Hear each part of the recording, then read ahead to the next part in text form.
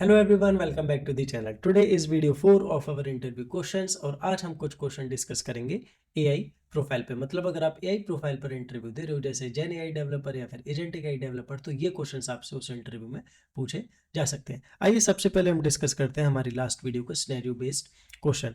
तो हमारा last video का क्वेश्चन था कि आप एक ई कॉमर्स वेबसाइट रन कर रहे हो and user add items to their cart. उसके बाद में यूजर साइट को जो है वो लीव कर देता है और जब यूजर वापस आता है वो फाइंड करता है कि still items are stored in the cart. तो किस तरीके से कुकीज ये चीज पॉसिबल कर पा रही है and what are the problems and limitations if cookies are blocked और डिलीटेड। तो आइए सबसे पहले हम इसका आंसर देखते हैं, then we'll move towards this particular video questions. तो ये था हमारा when users add item to their cart the website saves a session ID inside a cookie on their browser. मतलब कि सपोज ये हमारा ब्राउजर है। नाउ यहाँ पे एक सेशन आईडी मेरी स्टोर हो जाएगी। Now card data is stored on the server and linked to that session ID. Suppose यहाँ पे मेरा ये सर्वर हो गया और कार्ड का जो भी आइटम्स मैं ऐड कर रहा हूँ वो मेरे यहाँ पे स्टोर्ड है और ये आइटम्स लिंक है एक पर्टिकुलर सेशन आईडी से। Now when the user visits again the browser sends the cookie back, the server reads the session id and the cart items are restored। मतलब यूजर जब वापस आता है अपने ब्राउजर पे तो ये सेशन आईडी से हम जो भी डेटा यहाँ पे इस पर्टिकुलर सेशन आईडी पे स्टोर लिंक होता है सर्वर में, जैसे यहाँ पे हमारा कार्ट की डिटेल्स तो है ही, लेकिन और भी जैसे यूजर इन्फॉर्मेशन जो हमारी होती है वो सारा डेटा हम रिफ्लेक्ट कर देते हैं ब्राउजर पे एट सेम टाइम। नाउ अब अगर हमारी यहाँ पे कुकीज ब्लॉक या फिर डिलीटेड रहती हैं तो हम क्या इशू फेस कर सकते हैं। तो सबसे पहले आता है the website can not recognise the user because login details are also sometimes stored with the help of cookie. The cart item appear empty every time they return. मतलब कि जब भी यूजर आएगा उसे कार्ट हमेशा एम्प्टी मिलेगा क्योंकि now there is no linking between this session ID, मतलब जो हमारा ब्राउजर है, and this particular server. Now next इसमें हमारा आता है login session and preference also on purchase. मतलब लॉगिन सेशन वही के आप देखते हो कि कुछ वेबसाइट में क्या होता है अप टू 30 मिनट से अप टू 1 आवर हम लॉग्ड इन रह सकते हैं, तो वो चीज़ भी हमारी मैनेज नहीं होगी। Now if cookies get deleted manually और by browser the saved cart is lost. तो ये भी कहीं ना कहीं वही चीज़ है कि अगर कुकीज डिलीट मैनुअली हम कर देते हैं या फिर वो ब्राउजर कर देता है तो कुछ जो डेटा हमारा लिंक होता है with the help of cookies to the session वो हम फैच नहीं कर सकते। अब इसकी लिमिटेशंस हमारी आती हैं, it have small storage limit, user can clear और ब्लॉक देम, और जो सबसे मेन है वो है not suitable for storing sensitive data. अब सेंसिटिव डेटा हमारा क्या आता है, सपोज अगर मैं इसी एग्जांपल की बात करूं जो हमारा कार्ट वाला है, जो ई कॉमर्स एप्लीकेशन वाला जो मेरा एग्जांपल है, तो सपोज मैं कोई भी आइटम चेकआउट कर रहा हूँ। अब चेकआउट के लिए मैं यूज़ कर रहा हूँ अपना क्रेडिट कार्ड। तो सपोज मेरा क्रेडिट कार्ड की ये लास्ट की 4 डिजिट है, सीवीवी वगैरह जो भी डिजिट है, तो ये सेंसिटिव इन्फॉर्मेशन आती है, मतलब जो कार्ड की डिटेल्स हैं, और ये हमें कुकीज़ में स्टोर नहीं करनी चाहिए।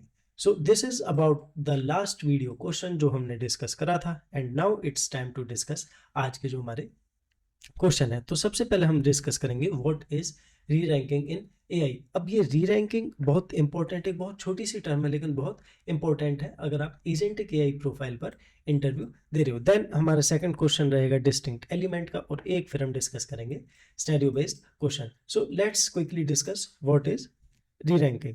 तो री रैंकिंग नाम से ही हमें समझ आ रहा है कि किसी भी चीज़ को, मतलब कहीं ना कहीं यहाँ पे किसी भी पर्टिकुलर चीज़ की यहाँ पे री रैंकिंग हो रही है। अब री रैंकिंग मतलब कोई एलिमेंट अगर 3rd पोजीशन पे है तो वो 5th पर जा रहा है, कोई 6th पर है तो वो 4th पर आ रहा है। तो इस तरीके से अब किस चीज़ की वो हो रही है, आइए वो देखते हैं।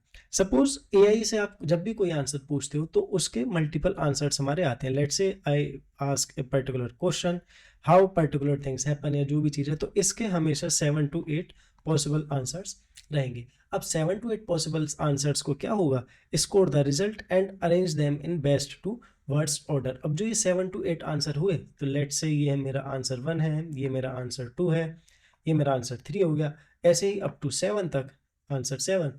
तो ये मेरे हमेशा स्कोर होंगे। सबसे पहले हम रिजल्ट को स्कोर करेंगे। लेट से A1 मेरा रहता है लेट से 70 आउट ऑफ 100, A2 मेरा होता है 90, देन A3 मेरा रहता है 30 एंड सो ऑन। अगर ये A7 तक मेरा जाता है लेट से 65। अब क्या होगा, इस स्कोर के बेस पे हम इन पर्टिकुलर रिजल्ट को रीअरेंज करेंगे which is a kind of a री रैंकिंग, और जो भी हमारा बेस्ट रिजल्ट होगा जो कि इस केस में 90 है फॉर A2, वो हमारा आउटपुट हो जाएगा उस पर्टिकुलर क्वेश्चन का। अब ये हम यूज कहाँ करते हैं, अगर मैं बिल्कुल रियल लाइफ एग्जांपल इसका लूँ तो जो रिकमेंडेशन सिस्टम हमारा चलता है नेटफ्लिक्स में हो गया या फिर ई कॉमर्स वेबसाइट में, लेट से आप सपोज करते हो बेस्ट लैपटॉप अंडर 50K, तो 50K के अंदर जो भी बेस्ट लैपटॉप है सबसे पहले वो सारे जो हमारे जितने भी लैपटॉप्स रहेंगे कैटेगरी वाइज वो सबसे पहले एक आएंगे और उसमें फिर फर्दर फीचर यूज होगा, जैसे रेटिंग्स हो गया हमारा या फिर अदर फीचर्स के बेस पे उनकी री रैंकिंग होगी एंड देन जो बेस्ट हमारे लैपटॉप रहेंगे वो आपको रिजल्ट में शो हो जाएंगे। Now it's time to move for our next question जो कि हमारा है कोडिंग क्वेश्चन। ये हमारा क्वेश्चन है फाइंड डिस्टिंक्ट एलिमेंट। अब डिस्टिंक्ट एलिमेंट क्या होता है, लेट से एक हमारा यहाँ पर सपोज एरे है, एरे में मेरे एलिमेंट्स हैं 1 2 3 then again 2 then 4 then again 2 then 5 then 3। Suppose ये मेरा एक एरे यहाँ पर है। अब इसमें अगर आप डिस्टिंक्ट एलिमेंट देखो तो 1 हो गया, 2 हो गया, 3 हो गया, 2 हमारा अगेन रिपीट हो रहा है तो ये मेरा डिस्टिंक्ट एलिमेंट में नहीं आएगा।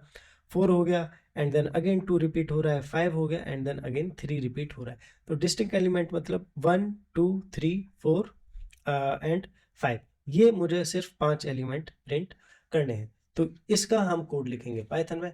आइए let's move towards the code part. ये मेरा पाइथन का ऑनलाइन कंपाइलर है। Let me just quickly go here is my keyboard with this setup.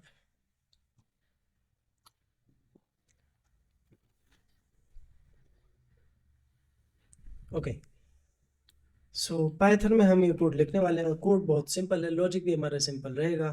तो लेट से एक मेरा एरे यहाँ पर है जिस पे एलिमेंट से कुछ भी लेट से हम रैंडम नंबर्स ले लेते हैं। सपोज ये हम एरे एक लेके चलते हैं। अब एक हम यहाँ पर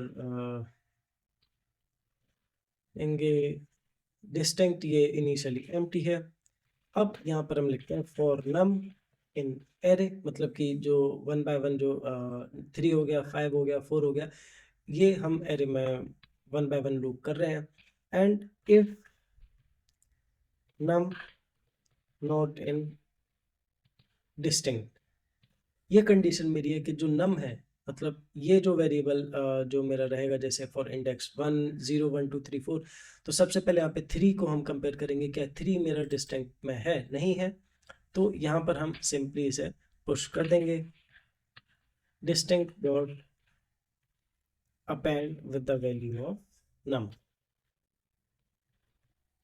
तो ये ही हमारा क्वेश्चन यहाँ पे सॉल्व हो जाता है। Now we just simply print distinct. तो अब इसमें समझने का ऐसा कुछ है नहीं, क्वेश्चन हमारे बहुत इजी है, लेकिन आपको डिफिकल्टी इसमें कब आएगी वो भी मैं आपको बताऊंगा कि ये क्वेश्चन इंटरव्यूअर आपसे किस तरीके से पूछ सकता है। हमने ये सिंपल वे में सॉल्व करा है, लेकिन इसकी जो अदर अप्रोच रहेगी वो भी हम डिस्कस करेंगे। तो लेट से ये मेरा एरे हो गया। अब हम क्या कर रहे हैं, एक लिस्ट हमने ये बिल्कुल एम्प्टी लिस्ट ले ली।